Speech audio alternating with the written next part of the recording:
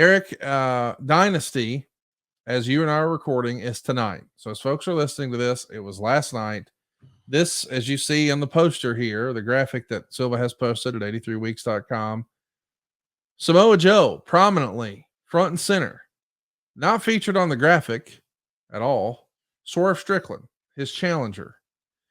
Swerve is the betting favorite. Every insider I know says Swerve is winning the title tonight.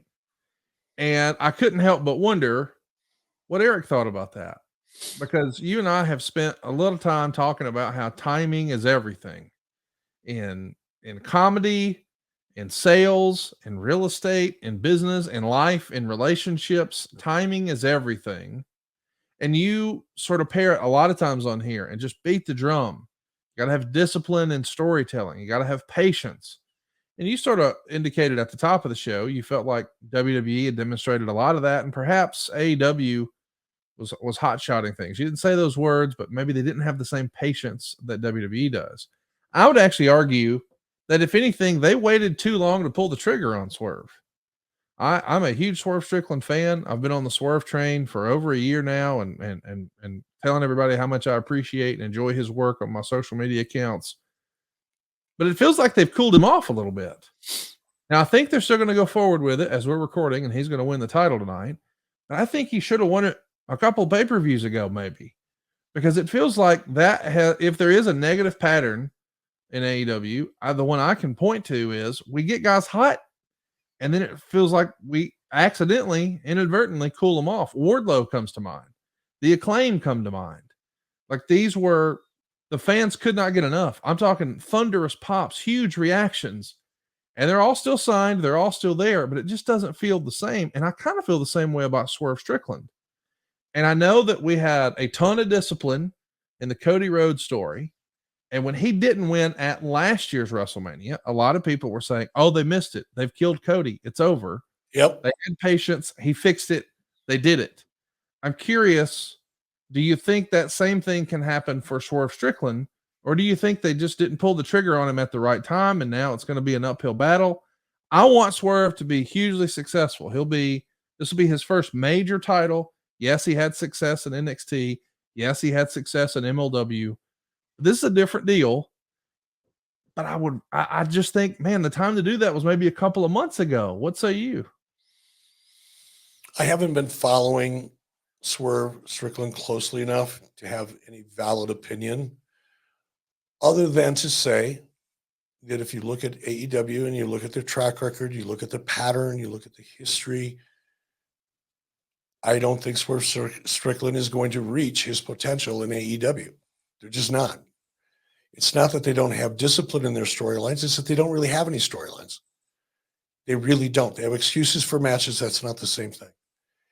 And I think perhaps he has the talent, but if there's one person that anybody that can point to in AEW that had potential, that was involved in a storyline that went for 3 or 4 months and built and built and built and then paid off, I'd like to know who that person was.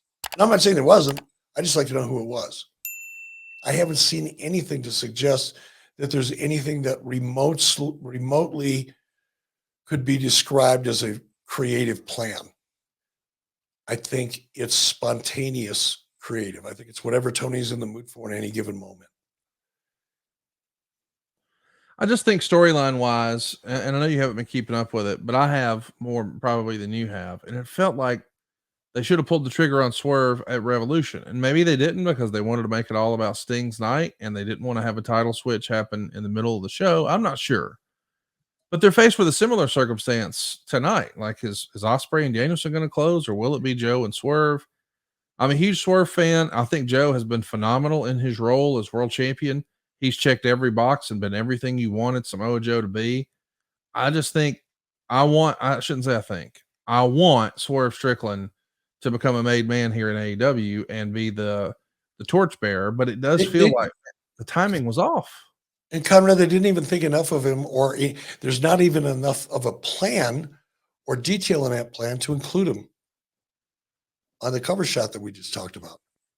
Not And even that, on the freaking poster. Where's that the to story? me is egregious. I'm just like, how is he supposed to be the top guy? And listen, He's not even there. I I understand mean, we're showing our champions here, Eric. That's what we're showing is our champions. I get that, but still, it's just like, golly, if we're gonna make him, we got to make him. And I think the world of the real life guy behind Wardlow. I think he's a great guy. Always been awesome at our Starcast events, things like that. Great with fans. If you have a chance to meet him, go out of your way. But once upon a time, instead of putting him with the TNT belt, they could have put the big belt on him. He was over like Rover, destroying MJF, and we didn't pull the trigger. And now it feels like we missed our opportunity. And I really didn't want you to answer specifically about Swerve, but more about the delicate balancing act of understanding that timing is everything and you don't get a second chance to make a first impression sometimes, but also having discipline and storytelling. Because the overreaction to this would be as soon as someone gets hot, let's push them to the moon and make them the top guy.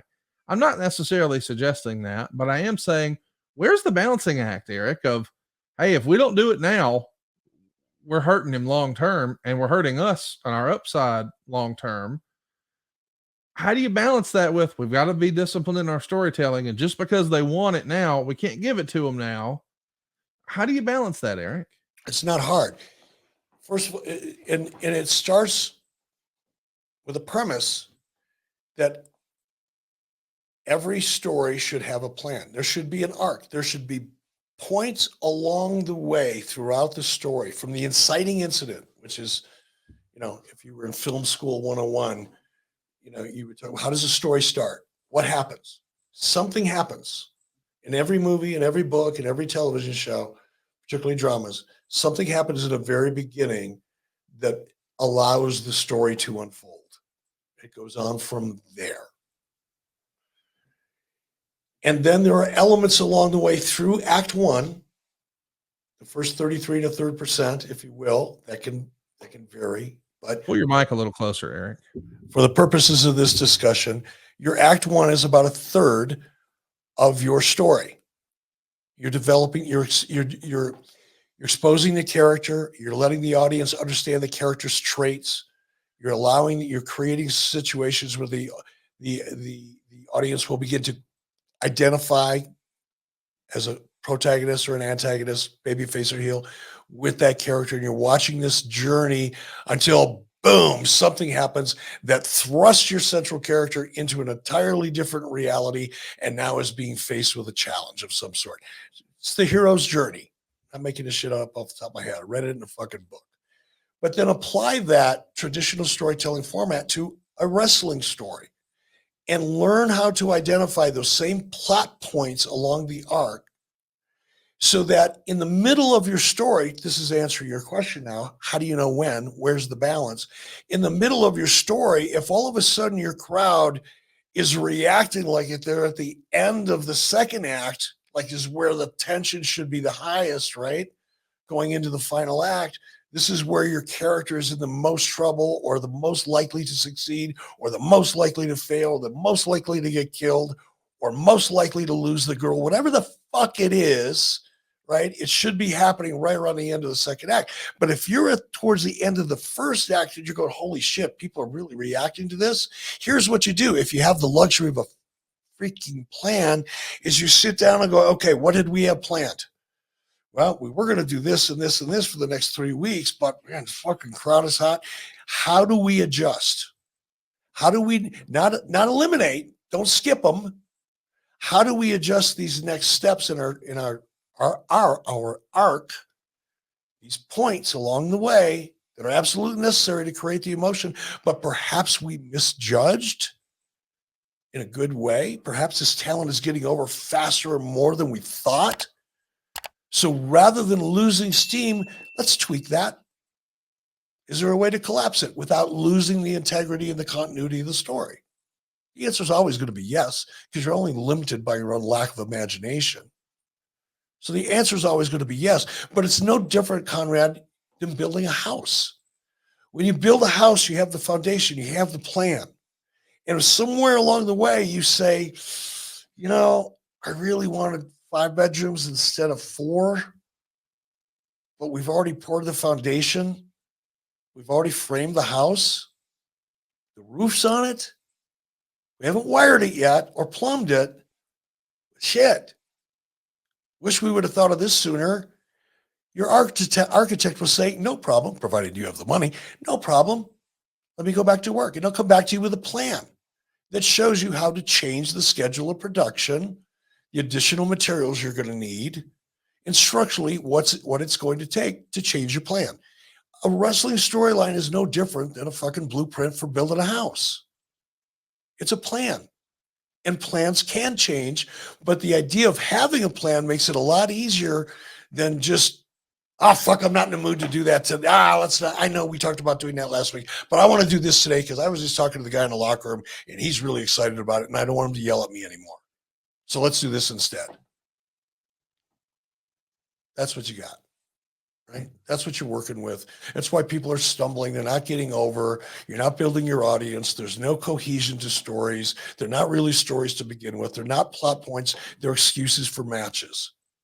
Once you get to the point where you see the value of a creative plan and you're 100% confident in your ability to adjust it in an intelligent way as you go, in a tactical way as you go, once you get comfortable with that, then the balancing act becomes less of a guessing game. I can't wait. I'm still yet to see Dynasty. I know as everybody's listening to this, they saw it last night, but there's rumor and innuendo, according to the Observer, that Jack Perry is finished with New Japan and he is returning to AEW. I think a lot of people expect that he'll show up tonight, or as folks are listening to this, last night at Dynasty. And you got to think he's going to be involved in the Young Bucks match. What would you do with Jack Perry? How would you reintroduce him into the fold here, given all the recent controversy and the reaction he got in Chicago?